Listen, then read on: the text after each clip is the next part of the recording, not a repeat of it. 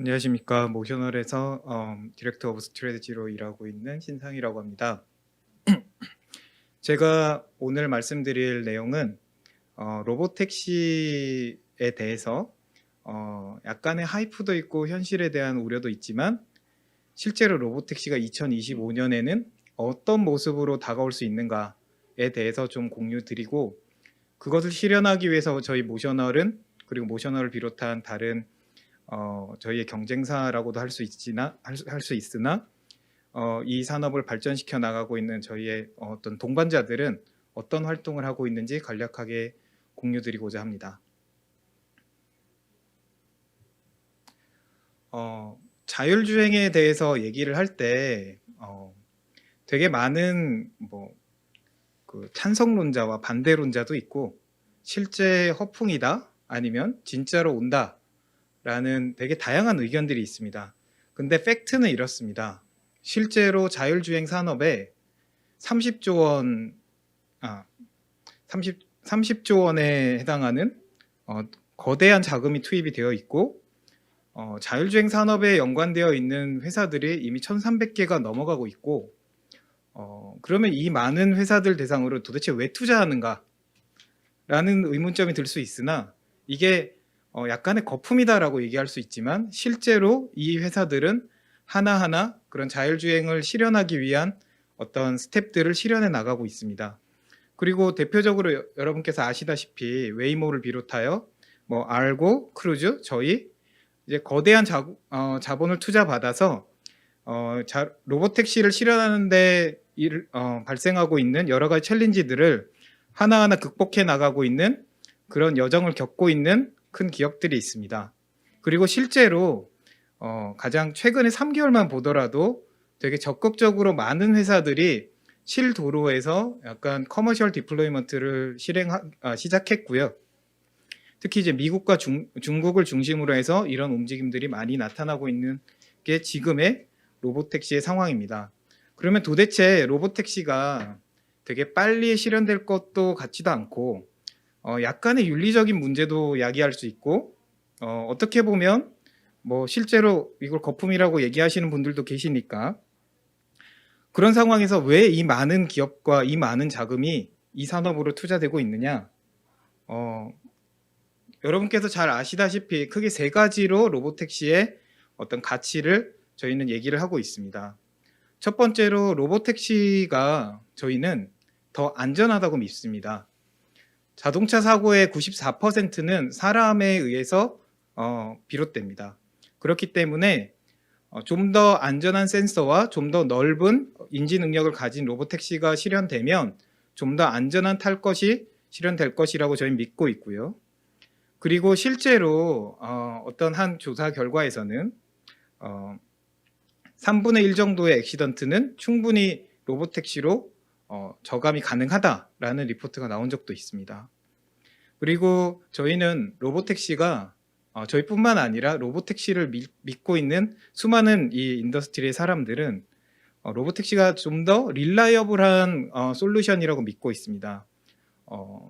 운전자가 점차 고령화가 되면서 그로 인한 문제점들, 그리고 고령화된 운전자로 인해서 트랜스포테이션이 운영되면서 생기는 문제점들을 하나하나 해결해 나갈 수 있는 솔루션이 바로 로보택시라고 저희는 믿고 있고요. 로보택시를 비롯한 자율주행 차량이라고 믿고 있고요.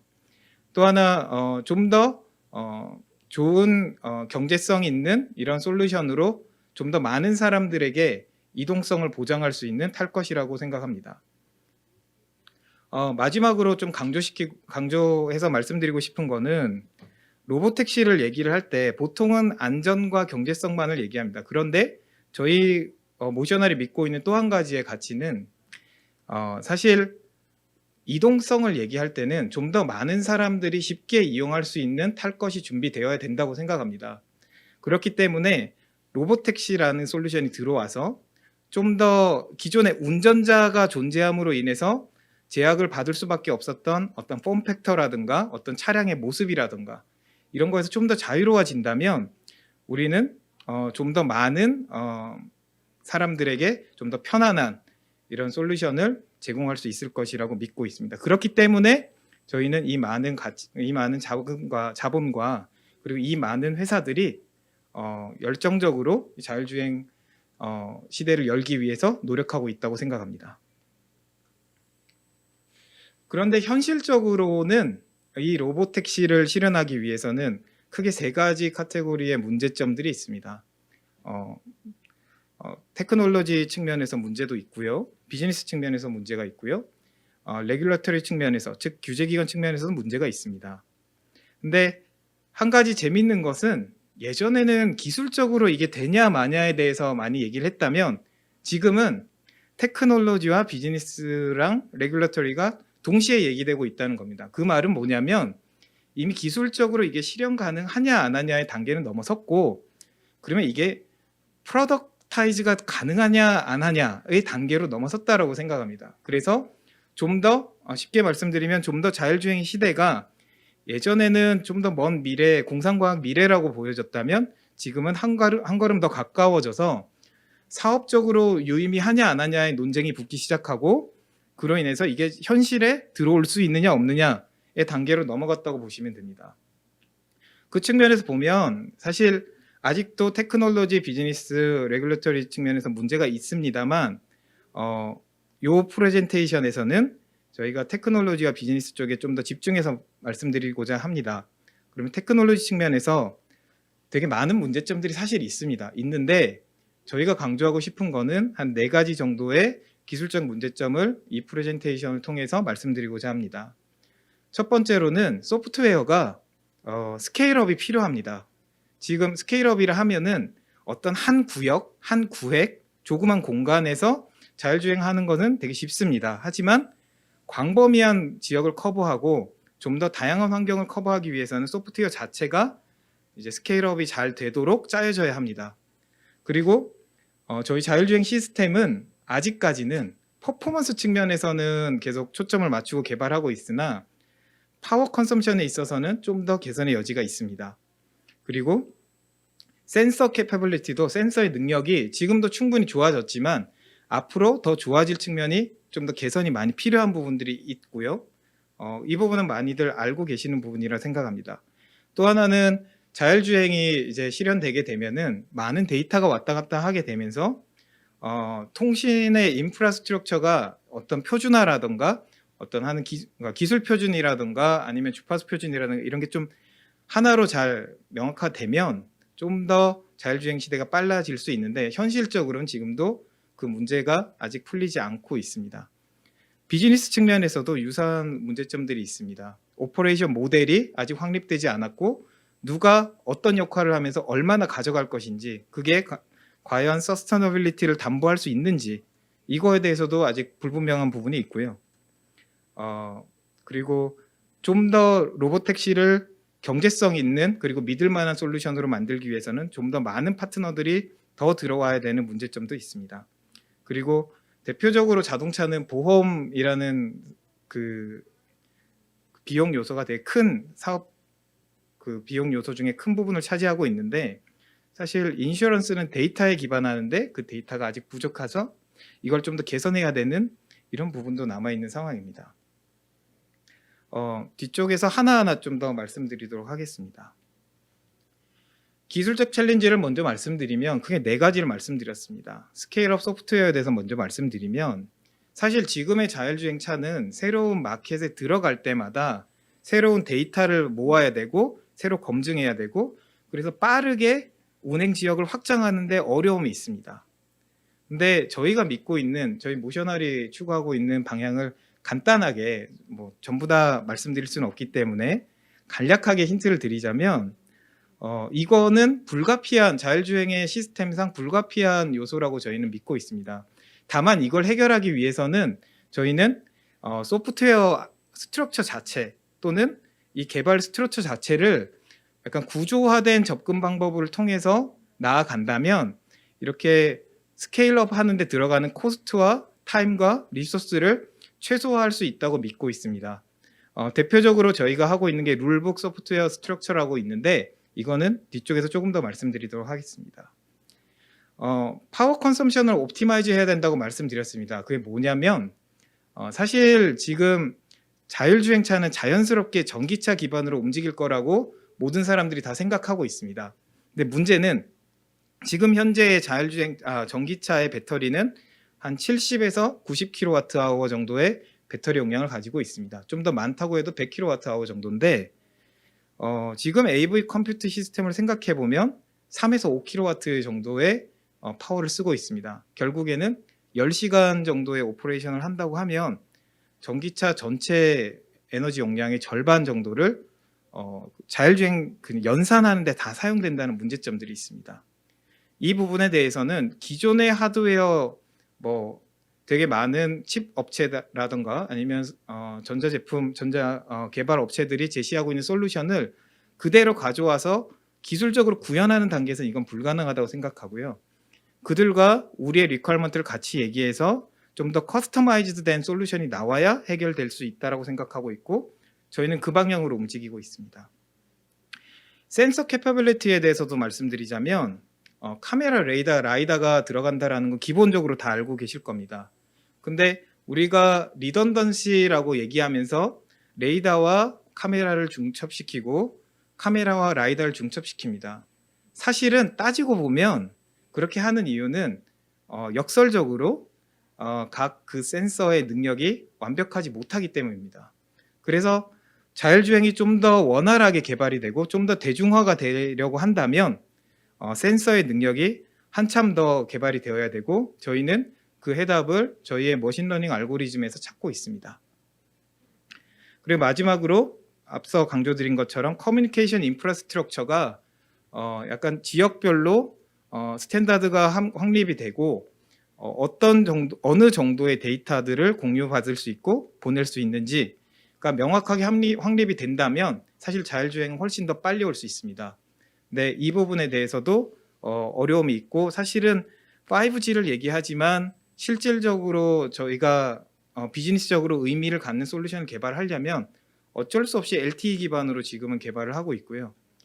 이는 5G에 대한 각 국가별로 전개 계획이나 이런 것들이 좀 더 갖춰진다면 좀 더 가속화할 수 있는 부분이라고 생각합니다. 룰북에 대해서 잠시 예로 말씀드리면 자율주행차가 새로운 시장에 들어간다라고 하는 거는 뭐냐면 새로운 주행 환경, 새로운 상대편 운전자 그리고 새로운 도로 규범에 대해서 노출된다는 것을 의미합니다. 지금의 자율주행 시스템들은 대부분 그것을 데이터 기반으로 프레딕션을 해가지고 어떤 바람직한 차량의 주행 경로, 행동 방향을 정합니다. 근데 그렇게 정하게 되면은 매번 진출할 때마다 데이터를 충분히 쌓아가지고 그 데이터가 부족하면 자율주행이 오류가 날 확률을 충분히 감수해야 되는 그런 문제가 생깁니다. 저희가 갖고 있는 기본적인 소프트웨어 구조는 이렇습니다. 프레딕션을 하는 블랙박스 어프로치도 있으나 룰북이라 해서 기본적으로 그 환경에서 운전자라면 이렇게 해야 된다라고 하는 룰을 세팅합니다. 그래서 그 룰을 통해서 프레딕션에서 나온 권장된 결과치들을 한번 걸러줌으로 인해서 차가 왜 그렇게 움직였는지 그리고 혹시나 데이터의 부족함으로 인해서 생길 수 있는 오류들을 미리 걸러주는 그런 필터링 작업을 하게 되어 있습니다.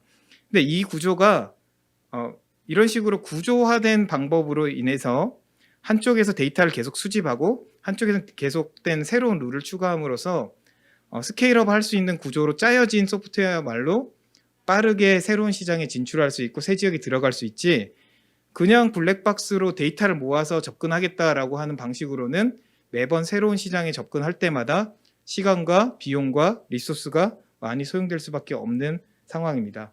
저희는 이런 부분에서 솔루션을 찾았기 때문에 자율주행을 좀 더 가속화할 수 있다고 믿고 있습니다.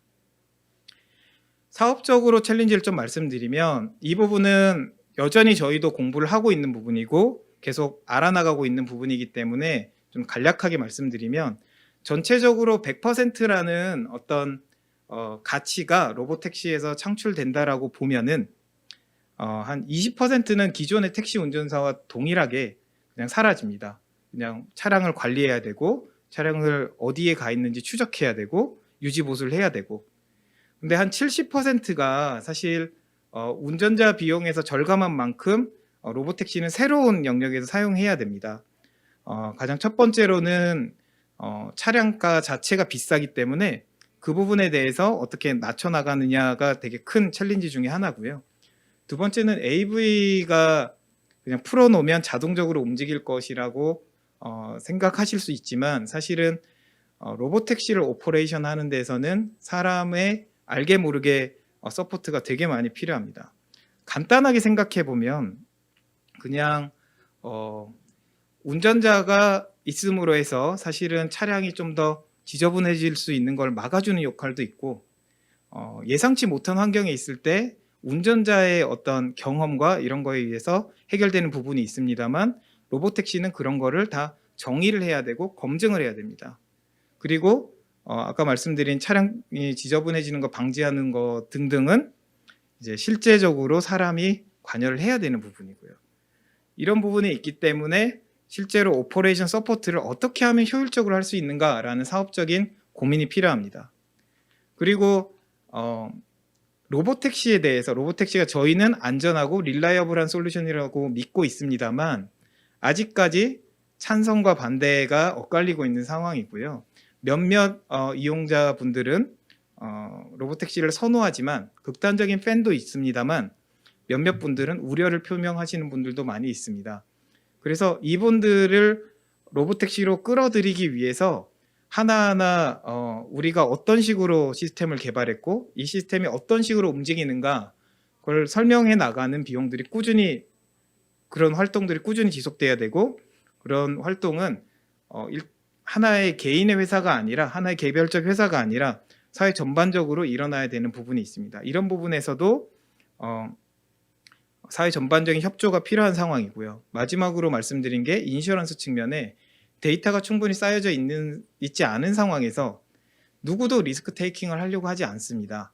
이런 부분에 대해서 어떻게 하면 우리가 좀 더 적극적으로 포지션을 택해서 이런 데이터가 부족한 상황에서도 사회 안전망이 갖춰진 상황에서 로보택시가 돌아다니게 할 수 있는가에 대한 저희 사회 전반적인 고민이 필요한 상황입니다. 이런 부분이 해결이 되어야 사실은 로보택시는 지금 사람이 운전하는 택시만큼 광범위한 지역에서 아주 원활하게 운행될 수 있는 사업 모델이긴 합니다. 이런 챌린지들이 있기 때문에 기술적인 챌린지와 사업적인 챌린지가 있기 때문에 실제적으로 2025년에 나올 로보택시는 약간의 여러분들의 기대에 비해서는 좀 못 미칠 수 있습니다. 첫 번째 차트에서 보여드린 게 기술적으로는 저희가 이게 미국의 한 지역 중에 하나입니다만 기술적으로는 약간 그 퍼플 라인 영역 안에 있는 공간을 다 서브할 수 있습니다. 근데 실제적으로 저희가 갖고 있는 사업적인 한계나 저희의 지금 기술 개발에 소요되는 시간과 이런 것들을 고려했을 때 사업적으로 유의미한 저희가 보고 있는 마켓 에어리아는 저기 안에 있는 파란색 라인 안의 공간입니다. 그러니까 실제적으로 많은 영역에서 볼 수 있을 거라 기대하셨지만 좀 더 작은 영역에서밖에 보실 수 없겠다라는 게 2025년의 로보택시고요. 사용자가 이 로보택시를 이용하는 데 있어서도 지금의 택시는 도로 어디에서든 서고 타고 내릴 수 있습니다. 근데 사실 로보택시는 2025년의 로보택시는 정해진 지역에서 서고 정해진 지역에서 내릴 수밖에 없을 것 같습니다. 그렇기 때문에 어떻게 보면 약간의 버스나 지하철보다는 조금 더 편리하지만 그래도 약간 제한이 있는 그런 이용 경험을 제공해 드릴 수밖에 없는 상황이고요. 로보택시가 운전자의 비용을 대체함으로써 되게 큰 프로피터빌리티를 제공할 수 있다라고 되게 많은 곳에서 스터디를 했고 그렇게 주장을 하고 있습니다만 2025년에 아마 나올 로보택시는 약간의 어떤 제한된 수익성을 제공할 수밖에 없는 그런 솔루션이 될 겁니다. 약간 한 10% 정도의 이득을 참여한 플랫폼 사업자, 개발자, 그리고 운영자가 나눠 가져야 되기 때문에 제한된 수익성을 담보할 수밖에 없는 상황입니다. 그런데 말씀드리고 싶은 건 이겁니다. 제한된 영역에서 제한된 경험과 제한된 수익성을 드릴 수밖에 없는 솔루션이지만 2025년에 나오는 로보택시는 실제적으로 우리가 실도로에서 돌아다니고 우리가 탈 수 있고 약간의 불편함이 있지만 단지 그냥 보여드리기 위한 파일럿 작업이 아니라 실제 사업적으로 지속 가능한 모델로 나올 것이라는 겁니다. 그러니까 그 말은 로보택시 시대를 개막하는 데 있어서 다음 챕터로 넘어가는 시점이 2025년 그리고 어떻게 보면 그 이전에 올 것이라는 말씀을 드리는 겁니다. 그리고 로보택시가 비록 제한된 영역에서 제한된 경험을 드릴 수밖에 없지만 2025년에는 2030년을 바라보고 있는 저희의 비전은 다릅니다. 좀 더 좋은 액세서빌리티를 제공하고 좀 더 새로운 고객 경험을 줄 수 있는 그런 로보택시를 꿈꾸고 있고 그게 가능할 것으로 바라보고 기술 로드맵을 잡고 개발을 하고 있습니다. 다만 이것을 실현하기 위해서는 앞서 말씀드린 것처럼 테크놀로지와 비즈니스와 레귤러터리 측면에서 여러 가지 챌린지를 극복해 나가야 합니다. 그러기 위해서 사실은 저희가 정의한 것이 있습니다. 로보택시 솔루션을 제대로 개발하기 위해서는 강력한 파트너십이 필요합니다. 기술적으로 사업적으로 이슈들이 많이 있고 개별 한 기업이 풀기는 되게 어렵습니다만 파트너십을 통해서 사회 전반적으로 같이 노력한다면 풀 수 있을 것이라고 믿고 있고요. 특히 자동차라는 100년의 역사상 자동차 OEM들이 일궈온 그리고 문제를 풀어온 수많은 경험과 노하우들이 있습니다. 그것을 활용할 수 있는 업체들만 실제적으로 로보택시를 개발하고 실현해 낼 수 있을 것이라고 생각하고요. 앞서 말씀드린 것처럼 되게 많은 기술적 장벽과 어려움들을 해결하기 위해서는 특히 소프트웨어 캐퍼빌리티가 입증이 돼야 되고 그것에 대한 그것을 개발하기 위한 탤런트들이 집약되어 있어야 된다고 생각합니다. 마지막으로는 이 모든 개발 과정을 이겨내고 그 긴 시간을 견뎌내려면 막대한 자금력이 필요한 상황입니다. 그래서 스트롱 파트너십과 검증된 소프트웨어 캐퍼빌리티 그리고 막대한 자금력을 담보한 로보택시 솔루션 사업자들이야말로 이런 로보택시 2030년을 개척해 나갈 수 있을 것이라 생각하고요. 로보택시에 대해서 이제 회의가 들 수도 있는 상황이 분명히 올 겁니다만 이런 조건을 갖추고 있는 사업자가 있는 한 저희는 로보택시가 반드시 실현될 것이라고 믿습니다. 제가 준비한 프레젠테이션은 여기까지고요. 혹시나 질문이 있다면 이따가 답하도록 하겠습니다. 감사합니다.